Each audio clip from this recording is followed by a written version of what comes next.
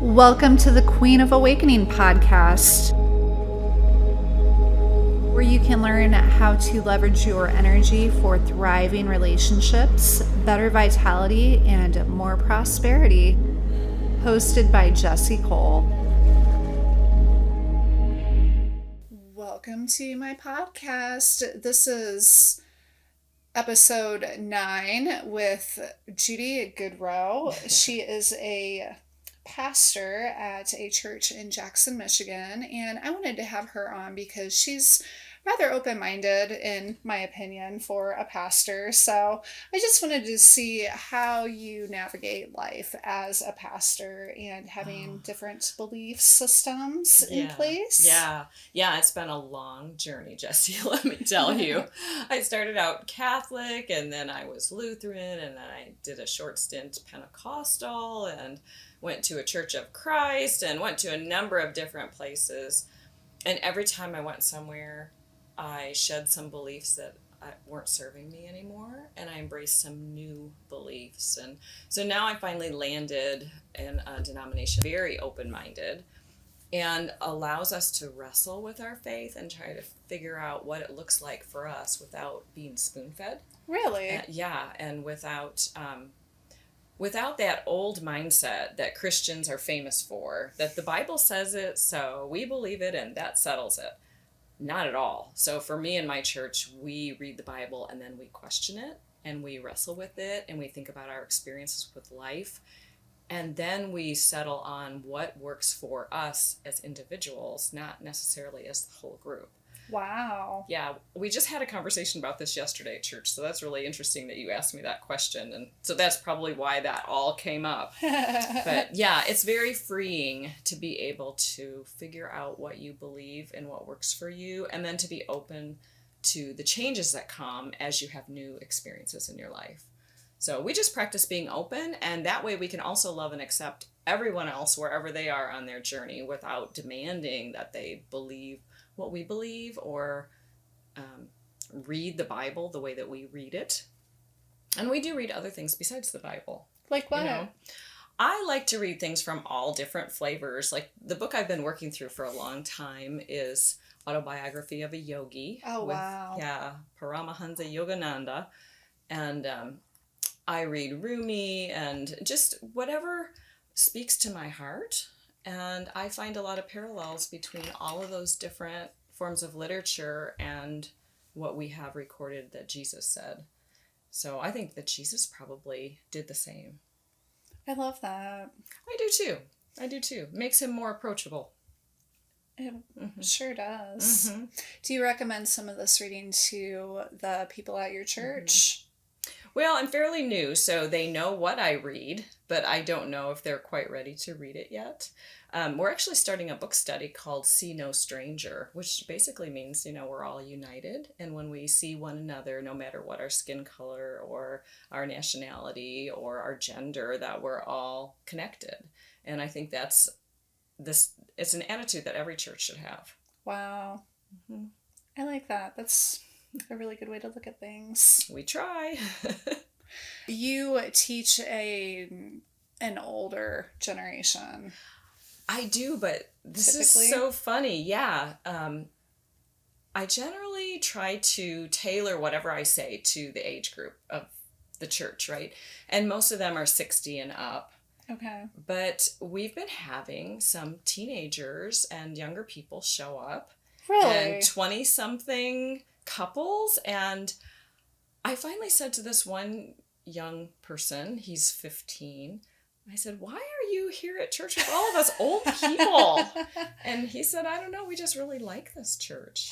And I thought, wow, what in the world? I love that. So him and his family come from a really fundamental church. So they really believe the Bible. And if it says that you're going to hell, they believe that, hell's a place and you're going to go there.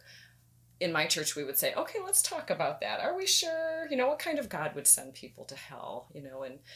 And he is way more open in his theology than his parents are. So he's been coming to our church, which I love. I love that. That's great. I'm glad to hear you're getting some younger people. Yeah, so right. Because older people a lot of them are very open, but they have so many years of old beliefs that they pull with them, and they feel threatened, when I introduce something new, but lately they've been doing really good. I feel like as we age, a lot of times we get more and more set in our ways and more set in our beliefs. We do. I read some research recently that the brain has 6,200 thoughts per day. And as you get older, more and more of your thoughts are old. They are the same thoughts you had yesterday or last week or last month or the last decade. And so when you get to be 60, you're having thoughts that you formed when you were 2 or 5 or 8 years old, and you're still, you're still thinking those same thoughts about the world and about yourself and about God. And so it's really hard to make room in your brain for some new thoughts. That's what I try to do every week. Try to get everybody to think a little bit differently. I feel like a lot of the older generation, they get set in bitterness and anger as well. Yeah. How do you approach stuff like that? Because it can be really difficult. They don't really see the glass as half full. They don't. And one thing we have to remember is that when people don't move along the way we'd like them to, our response always has to be love and acceptance. So if they're not ready to move, there's nothing we can say that will help them move until they're ready to listen. You know that saying that the teacher appears when the student is ready, the teacher appears. That's the way that goes. So if they're not ready to hear what I have to say, it just won't go in. They can't take it in. But I just keep encouraging, like every single week, every meeting, every time I talk to people, I'm always encouraging them to be more joyful and to live more in the present, to stop living in the past. Because when I got to this particular church, everybody would say, well, we used to do this, we used to do that, and we used to have, 25 kids in our youth group, and we used to. Well, all that happened in like 1960, So it's like, okay, that is not going to happen again. So let's try something new. And sometimes I feel like I'm pulling the train up the hill. I think they're all starting to come around and at least be open to looking at life a little differently. And even looking at new uses for the church. I mean, we are only having service in there one day a week. So why not rent the space out for other things during the week? So we're putting a little money into the sanctuary to look at being more welcoming to the community. Like, here's this meeting space. You can come and use this space because we need to share. Yeah, that's great. Right? So, yeah, but it's hard. You're right. As folks get older, life hurts sometimes, and it's hard. And I keep trying to remind them that life is good, because I think it is. I really believe that life is a gift. Oh, that's great. How do you encourage people that are feeling lost and hopeless? Like, if you just feel like you're not really, life hasn't really unfolded the way that you expected it to. How do you encourage people like that? So life never unfolds the way we expect it to. It just never does that. So I think it all starts with changing how you think.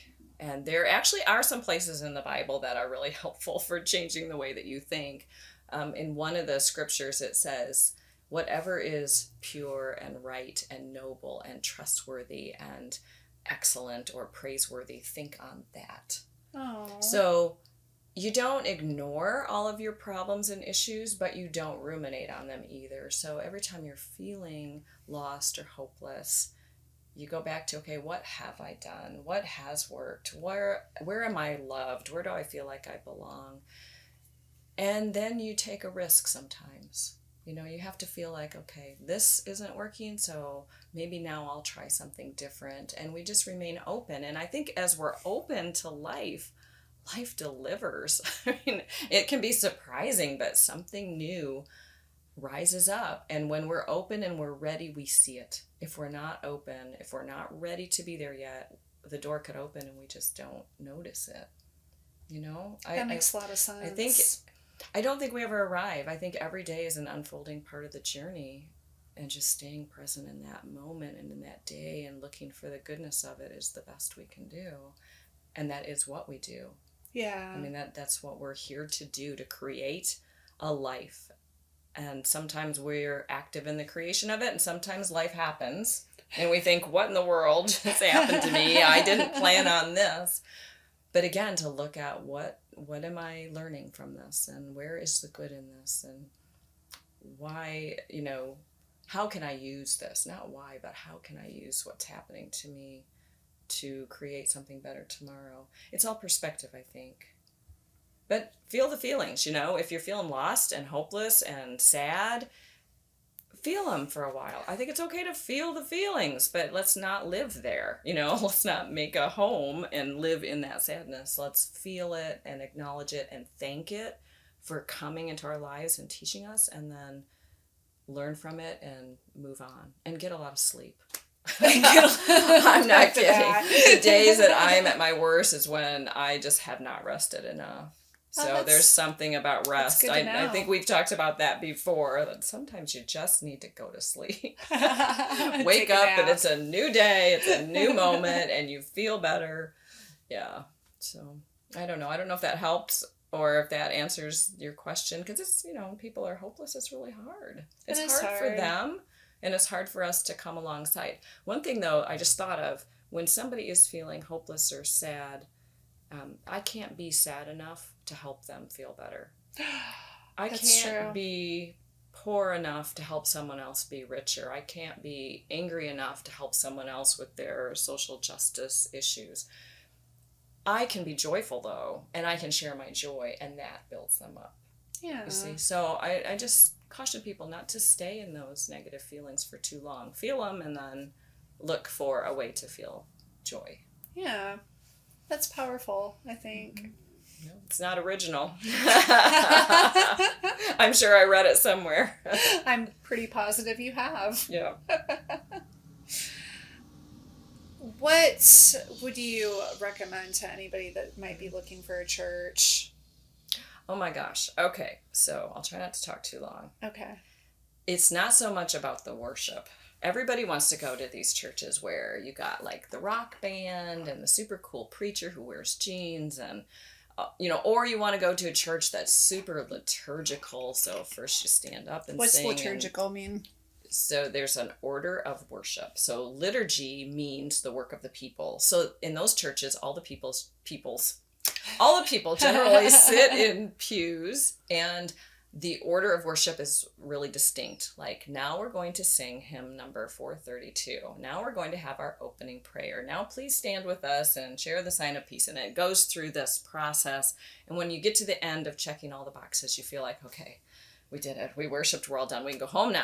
I am more attracted to the first kind of church that I mentioned, where the music is really upbeat and the message is upbeat, and there's a feeling of expectancy in the church. But none of that is important. What is most important is, what are we being taught, and what are we teaching our children? So one of the things that we did at our church last month, I hung a rainbow flag outside at the entrance. Really? And yeah, so this is the, open and affirming, all LGBTQ and allies, you're welcome here. This is a safe place for you. No one's going to hurt you or attack you, because we are open to all. And I want people to know this is a safe place to come. And then we changed all of the bathroom signs to gender neutral, which was tricky because the men's room had a urinal in it and the women's room didn't. So it says all gender restroom with urinal, and all gender restroom, no urinal. So hopefully people can understand which one, if they're concerned, about walking in on a guy at a urinal. So we want to be open to all. And I think with our political and national climate right now, I think that is so important, that we want to teach our children that everyone has value, that every single life has divine value. We're all created, I believe, by God or source or universe or whatever language we use. It's all the same, that we're all connected, and we have to see the good in one another. And so to me, that's what the flag says. the flag outside says that everybody is welcome here, that our church is alive, that we're thoughtful people, that we look at the culture and then we look at the Bible and we adapt and figure out our faith for ourselves, like what works now. So I never tell people, here's how you're going to get saved, or just come up here to the altar and pray this prayer, and if you cry a little, you get extra points for that. And then you're going to go to heaven, yay. I would never do that to someone, because I've heard from so many people that were hurt by that kind of religion. So the difference here, we should talk about this. What's the difference between religion and spirituality? You want to take a stab at it? Religion is more organized and more, it's either this way or that way. Right. And spirituality is more open. Yeah, that for sure. That's part of it. For me, religion is the ritual and the institution and the set of beliefs that helps us think about God, and spirituality is the pull on our heart from God. So one is the vehicle, like one's the car and one's the actual transportation or the movement. Does that make sense? That does make sense. So you could be spiritual and not religious at all. You could be a deeply spiritual person and never set foot in a church and maybe be healthier for not. Or you can be like deeply religious and very into the ritual and totally miss the spiritual boat altogether. I can see that. But the thing I'd like to see is some balance. Like, yes, we can be spiritual. We are spiritual. We are spiritual. We can see that, recognize it, and embrace it. Every moment can be a spiritual experience. Absolutely. But then we can also use the religion, the institution, as a way to congregate and make changes and create a better world. Like, offer our space to the community. Yeah. I mean, we can do some good things. So I think religion has some power and some good to it, even though over the course of history it's been pretty nasty. But yeah, so I never wanted to be a pastor. I mean, It was never, oh heavens no, it was never on my list. Why not? Never. Because of the bad rap, Christianity's taken a bad rap. Look at Islam. I mean, there's so much violence all in the name of God. Yeah, there is. And people feel really deeply right about it, And in my mind, that's self-righteousness. You're feeling good because you have all this anger in your life, and now you have an institution that you can use as your backing. They're going to support you when you act out in a violent way. So, yeah, I never wanted to be involved with that. But you know what? I was in the church my whole life. I was just attracted to it for some reason. So, yeah, I don't know. But I'm glad I'm where I'm at now. That's great. I feel like I'm finally where I'm supposed to be so I can help the greatest number of people. So we'll see if I feel that way a year from now. We'll do like a take 2. 1 year from today, we'll see, has the church worn me down or are we still moving ahead? It'll be fun to do. I'm going to mark my calendar so we can do that. That's a great idea. I like it. Because a lot of days it seems like what you do feels more right than others. Absolutely. Good point. Anything that you do. Yes. I've noticed a couple times each month I kind of hit bottom and I think, I don't see us living. This whole church is going to die because... And then something amazing happens, like a 15-year-old kid says, I like it here. I think... maybe we do have a pulse, maybe there's a future. Oh my goodness. So yeah, it's amazing. And as you took over that church, I can see how you could have lived in fear. I'm never going to get fresh blood into this church. It's just going to be all of us old people going down. And that was one of the things I had to come to terms with before I accepted the call there. I just kind of prayed about it, and I said to myself or God or the universe or whatever, I can go there and do my best, and if it dies, I will lay it gently to rest. Aww. I've got to be open because it's not my call. I can do what I can to breathe life into it, but you can only do CPR for so long, and then if it's not meant to be, the thing is not going to survive. But I've had a lot of hope lately, and it feels really good. So we'll see. But yeah, I would say the church was on life support when I got there. Oh, goodness. Yeah. Maybe now we're gasping a little bit for air. So Yeah. And that's not something, because I grew up spiritually. I did not grow up with a church. I know, and I'm jealous. But then you feel like unmoored and lost. That's something that I struggle with a lot, is just feeling really lost and unmoored. And I'm like, gosh, what am I supposed to do with my life? And I don't really have the structure there that church gives you. Yes and no, because I think that even the people in the church feel like you just described, kind of unmoored and lost. And sometimes the church provides a crutch, where if you're feeling that way, instead of staying in that feeling and trying to figure your way forward, they would just fall back and say, okay, I'm just going to be the same as I was before. Oh, wow. You know? So I don't think your position or what you're going through is anything different than everybody else. Gosh, I wish my church was closer. I'd say, come to my church. I wish it was too. Yeah, most of the churches, because I've tried on several churches, and they just seemed very judgmental, and I didn't like that. I didn't like the judginess. I didn't like the way that you did it this way, or you were wrong, or you did it this way, or you were damned. Exactly. And so what kind of God would send 90% of people to hell? I think we should up that a little bit more. Okay, 99. Yeah. So there's this golden group that gets in. I can't remember. I think the Jehovah Witness number used to be like, wasn't it 120,000 would be saved? And then everybody else was, and I'm like, why Which even always try? puzzled me that they were trying to recruit people all the time. I know. Like, why would I sign up for that? I'm not going to get in, you know? I might as well stay home and watch TV. Why would I bother? So, yeah, they've changed that, though, because they figured out they couldn't get people to keep joining when their own number got over 120,000. You know, they had to up the number. Is that what they did? Get in. Oh, yeah. Yeah. Which makes sense. I mean, but, you know, the other churches, at least where I see it, we're all doing the same thing. Because I'm trying to be more open and more welcoming to groups that were hurt by the church. But it's not necessarily to get numbers, it's to bring healing. You know, maybe I'm not doing the same thing.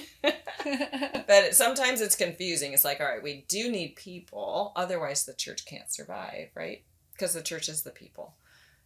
But the right teaching, man, that's the main thing. It's got to be a church based on grace and love. Otherwise, everybody's just as lost as they were before. They just don't know it. That's true. Yeah. So and rough. With spirituality, meditation is encouraged and embraced, and that helps you lead to your own answers. We've actually been talking about using the Christian form of meditation, which is centering prayer. And the only difference is, instead of a mantra, you use a word like love or Jesus or whatever. And you have a minute of silence built into the worship service to get everybody centered. And you kind of teach how to do centering prayer. We haven't done that yet. We have a time of silence. And in the bulletin it says, if you don't know what to pray for, just relax. You know, just sit there for a minute. See what comes to mind and you know, don't worry about it. But I think that meditation is huge. It is so huge. Prayer, in my experience, has always been me talking. And meditation is me listening. Yeah. And I think that's the key to all of it. If we would just all shut up for a while, then the universe will tell us what we need to know. It's so hard to turn off the chatter sometimes. It's hard to turn off the chatter, and it's also hard to pick up the subtle signs that the universe gives. I have noticed that when I'm in a really foul mood and I'm really negative, I injure myself a lot. Like, I'll be walking through the house and stub my toe on a chair leg or something, and I'm like... That just makes you madder. It does, but I have learned over time to recognize that it's my guides, like, hey, wake up, snap out of this. It's not serving you. And I'm like, fine, okay, I get it. That is so true. We need help. We do. You know, we need help, and however we believe it comes, whether it's from praying in a church or from meditating or having your guide speak to you or whatever, that's the most important thing, is that we know we're not alone. We're all connected. And there are, you know, it's not like we're just stuck out here on this planet trying to figure it out by ourselves. Sure. So that to me is hopeful. It's easy to forget that, though. Every day. Yeah. Every day we feel like, oh no, what do I have to do today to survive? Because with all the teachings that I followed, I feel like we each individually are God. Mm-hmm. And you still forget that. I'm God, you're God, the wall is God, right. the grass is God, this chair is God. But Yes. There's a wonderful scripture that St. Paul wrote that says, in him, in God, we live and move and have our being. So in God. So if you picture that God is this, I don't know, energy field, we're all in God. Oh, wow. And I have looked at that verse and I recognized it when I was young, and I knew that there was something there that was just so true that we don't pay attention to, because really the Bible, especially Old Testament, teaches that God is other. So God is somewhere far away. In Genesis, it talks about how there's, if you study Genesis, you'll know that it's kind of like you're in a snow globe. There's the firmament or the ground, and then there's all the people and the animals, and then there's this dome over the top of it. So there's a heavens under the dome, and there's a heavens above the dome, and God's up above the dome. So you are completely separate from God. And then by the time you get to Jesus' teaching now, Jesus says the kingdom of heaven is at hand. It's within reach. It's at your fingertips. It's right there. You just have to enter in. And I'm like, whoa, what a huge shift. But it's not so much a shift as a progression of people learning and understanding what God is really like. And you just nailed it. I mean, yeah, God is everything. God is everywhere. There's no place we go where we get away from God. Yeah. And that's the way it should be. What do you think caused the shift in the Bible? Do you think it was just the evolution of human consciousness? Well, that's got to be part of it for sure. Even though there's a shift in the Bible, there's not a lot of shift in people who read the Bible. So, yeah, that's tricky. But here's the way I see the Bible. Sorry. I think that people have taken it over the years to be the Word of God. Like, it is absolutely what God said, and we must stick to it. But I see the Bible as a collection of people's thoughts and lived experiences. So if people are thinking and having an experience about God or about the world or about themselves, that's in the Bible. And we have to look at their experiences and say, those are just everyday normal people who had this weird experience, and now it's written down in this Bible and I'm studying it. I can have that experience too. Yeah. And I can create my own thoughts about it. So I think that the transformation and people's view of God is evident in the Bible, but I'd say not a whole lot of people notice it. Mm-hmm. So that's kind of sad, because I think God inspires, like us talking right now. I think we're inspired by God, because inspired just means in spirit. And the people that wrote the Bible were inspired by God, but it's not in concrete, because nothing is. That's Everything's true. Fluid. Everything transforms. So, so we just keep growing. The only thing is we don't add any more to the Bible. So it stopped, and nobody adds to it except for like A Course in Miracles. So there is somebody that added to the collection. And of course, it's not recognized, but no, it's not. It's deep. I got partway through and I'm like, okay, I'm not ready for this. It's very deep. It is. It's different, but I like exploring different things like that. Mm-hmm. And I think it is pretty telling, because the people that wrote the Course in Miracles, they were not religious. They were not. Right. Not at all. They weren't even having the easiest kind of life. No. I mean, there was a lot of infighting and bickering that went in between it. Exactly. And it didn't just come out easily. I mean, that is a massive work. They spent like a year just, I think it was transcribing what she was saying. I think it was 7 years. 7 years? Yeah. Oh my goodness. And she had agonized over it for a long time, but she said that she wanted to do something to help people and make a change. Oh, wow. That's great. And the very first thing she wrote down was, "This is A Course in Miracles." She's like, and I love the premise of it, that miracles happen every day, and if we're not having miracles happen, then something's wrong. Yeah. I love that. Just think of all the hope and joy that could bring to somebody who's ready to hear that. Yeah. Now, if it's somebody who's down and feeling terrible about life, they'd be like, yeah, well, I don't get any miracles, and that's the end of the conversation. Sure. But I'm looking for miracles like all the time. And they happen sometimes. Just crazy stuff happens. Like what? Little things. Like I feel like I was supposed to write a letter to a particular person, and I didn't do it. So one day I just feel compelled, like, do it right now. So I write this quick note, put it in an envelope, stick a stamp on it, look out the window at the church, and the USPS truck is out front. So I run out to the truck, because we don't have outgoing mail at the church. So I run out to the truck and I say, hey, can you take my letter? And he's like, he looks at the name and he goes, oh yeah, I'm going to her place in a couple minutes, so I can just drop it off. Oh my gosh. So if I had sent the card a week before, she probably would have got it that day. But I sent it that day and she still got it that day. I'm like, what in the world? That was crazy good. So yeah, so my letter got, I probably would get my post worker in trouble, because I don't think they're supposed to do that, but he's like, yeah, I'll just take it to her house right now. That's so fun. Yeah, so just little things like that, crazy things that shouldn't happen. I was like, wow, I can't believe that just happened. And I feel like when you expect good things to happen, then good things do happen. For instance, they do. On Friday, I went to get my son, and I got lost in the mine shatter and drove past where I was supposed to turn, and I'm like, of course I missed it. I thought I was going to be late, but I've still got a little time. And the road that I turned down, there were two girls.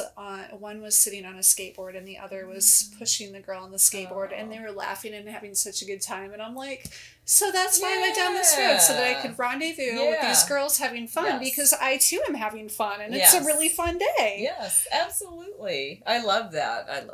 And on my way home today, there was a police officer that turned and followed me all the way from Fremont, Angola. He was running your plates. Well, it used to be that if a cop got behind me, I grew up with some fun-loving criminals, so I would just anticipate getting pulled over. And I would get pulled over. Yes. And now when a police officer gets behind me, I'm like, I'm not doing anything wrong. He has no cause to pull me over. I'm following the limits of the law. There's nothing wrong with my car. Why would he want to pull me over? Yeah. So I went from getting pulled over 100% of the time if a cop got behind me to 100%. They don't bother me. Exactly. So a lot of it is what you expect out of life. Yes. And you are aware. Your awareness is there. Yeah. Before you were unconscious about thinking, oh no, they're going to pull me over. It just was automatic. It was one of those old thoughts. It was. That you had over and over and over and over. And it didn't change until you had a new thought. Yeah. I mean, I think it is so simple. It's really kind of freaky.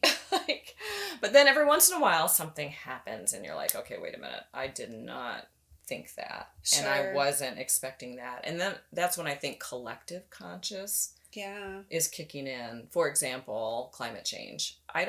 None of us wants climate change. I don't think. And it's coming anyway. So some things we have a lot of control over. And that's all up here. And then if enough of us think about positive changes to our earth, to our world, we can change the climate change. But it's going to take a lot of people, because there's a whole lot of brains out there now thinking that we're all doomed and we're going to, burn up the earth by what's the number now? Is it 2050 or something? I don't know. I don't feed into that. Yeah, exactly. You can't. I don't even You look. You can't. You're exactly right. I think the top stories came up on my phone today and I clicked on it for some reason, and a minute in, I'm like, oh, that was a mistake. Yeah. I need to close this window on my phone. I don't read them anymore.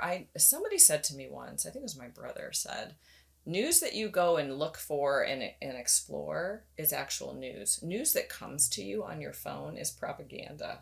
And I was like, oh, I never thought about that before. So, okay, if it comes to me, I'm not going to read it. But if I'm curious about it, I'm going to look it up. So that's kind of what I've been doing. Yeah, so, that makes sense. Yeah, well, I don't know if that's true, but something to think about. Because I want to think about things that are true and right and pure and noble and trustworthy and praiseworthy and excellent. Those are the things I want to think about. So I don't have a lot of room in my brain for those other things. I love it.